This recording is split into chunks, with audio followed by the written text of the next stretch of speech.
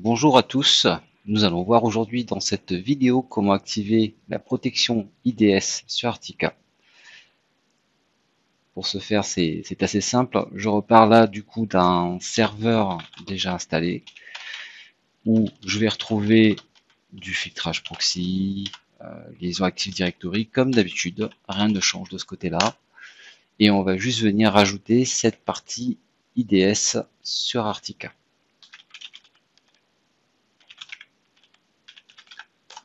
Donc je me connecte sur mon interface d'administration. On va se rendre ici dans le menu Votre système, Fonctionnalités. Pour retrouver plus facilement la fonctionnalité qu'on recherche, on va taper ici IDS. Et vous avez là donc détection d'intrusion IDS. Je vais me mettre en affichage étendre afin d'avoir peut-être un petit peu plus d'infos pour vous. Voilà. Cette fonctionnalité est un mécanisme destiné, alors je vais surligner, ce sera un peu plus lisible, est un mécanisme destiné à repérer des activités anormales ou suspectées sur la cible analysée, entre parenthèses un réseau ou un autre.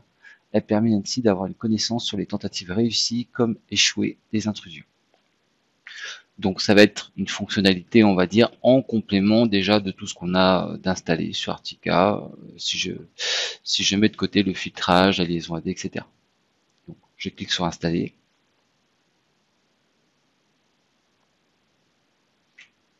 Vous allez voir, c'est très rapide à mettre en place. Après, il faut juste connaître les quelques paramètres quand même disponibles sur la partie IDS.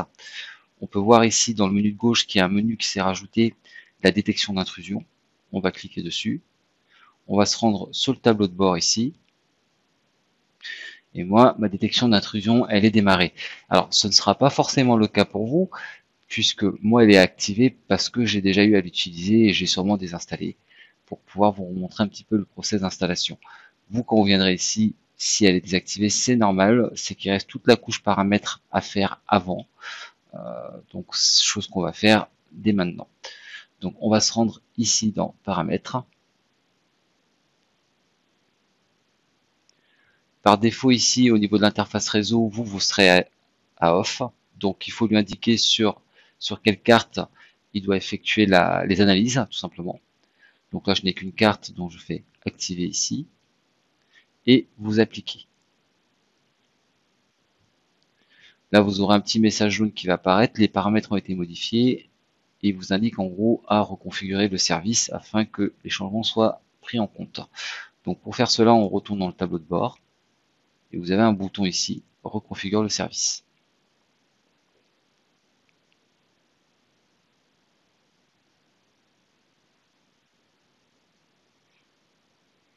Voilà, donc il a fini, on retourne dans paramètres. On va regarder un petit peu les autres options. Vous avez un onglet ici, pare-feu et moteur d'analyse. Bon, moi, je ne m'en sers pas. Du parseur de paquets PFRing. Si ça vous intéresse, je vous invite éventuellement à aller faire une petite recherche là-dessus. Les mises à jour, alors par défaut, vous serez à un jour, si je me souviens bien. Moi, je baisse un petit peu ce temps de mise à jour des bases de l'IDS sur 4 heures, tout simplement, et j'applique. Dans l'onglet moteur de statistiques, vous allez paramétrer ici, on va dire, le délai de rétention des événements, je pense. Donc, ici, moi, je t'ai paramétré à 15 par défaut. C'est quelque chose que je vais laisser tel quel, mais si vous le souhaitez, vous pouvez passer à 30 ou plus. Voilà, mais plus vous allez augmenter cette valeur, plus vous allez prendre de la place sur l'espace de stockage aussi. Donc, je vous conseille du 15, voire du 30 maximum. C'est amplement suffisant de ce côté-là. Autre point important de la configuration avant la mise en service de l'IDS, ça va être vraiment le sous-menu catégorie ici, qui va vous permettre en fait de sélectionner des sortes de listes sur quoi notre IDS doit travailler.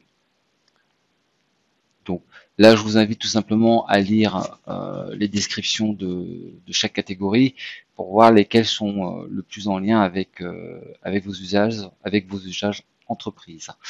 Donc Moi, personnellement, sur cette installation-là, j'ai eu effectivement à rajouter 2-3 choses. Je vais aller en page 2. J'ai activé tout ce qui était Emerging DNS Rules, Emerging DOS, donc tout ce qui concerne les attaques sur le protocole DNS, tout ce qui concerne les activités entrantes DOS et sortant aussi. J'ai activé la Emerging Exploit Rules. Donc dans celle-ci, c'est ce qui concerne les exploits tels Veritas, etc. Des choses comme l'injection SQL. Voilà, donc c'est toujours utile.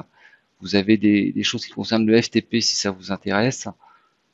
Des choses sur le jeu. Bon, ben voilà, je ne vais pas faire le tour de toutes les rubriques, je vous invite vraiment à les lire. Le malware était déjà coché d'office. J'ai juste rajouté, moi ici, Emerging Mobile Malwares, donc qui est plus spécifique aux ordiphones, smartphones, tout simplement. J'ai activé également, pour ma part, la Emerging P2P Rules, donc ça concernait tous les logiciels P2P, BitOrange, Nutella, tous ces réseaux-là.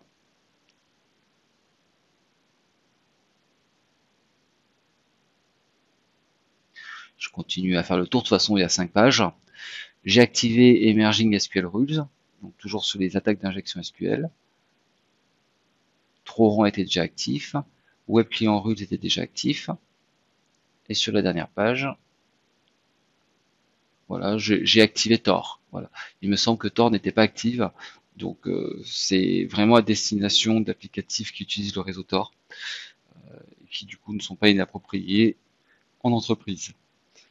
Voilà, donc une fois que vous avez fait votre choix de ce côté-là, vous avez juste à cliquer sur appliquer, et vous allez ensuite dans mise à jour, et vous lancez une petite mise à jour, parce qu'avec votre nouveau paramétrage, ben, il va y avoir on va dire des nouvelles signatures, des nouvelles informations à télécharger. Voilà. Et voilà, donc là c'est terminé. Je pense que malgré que j'ai désinstallé la fonctionnalité au préalable, elle était déjà là avant que je la désinstalle. Je pense que j'ai quand même quelques événements. Si je vais dans menaces détectées ici, je pense qu'elles sont, voilà, elles sont restées effectivement en mémoire. On peut voir que ben voilà, il s'est passé des choses que l'IDS a bloqué.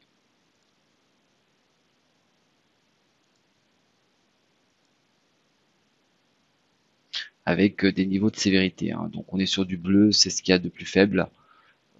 Ce n'était pas bien méchant.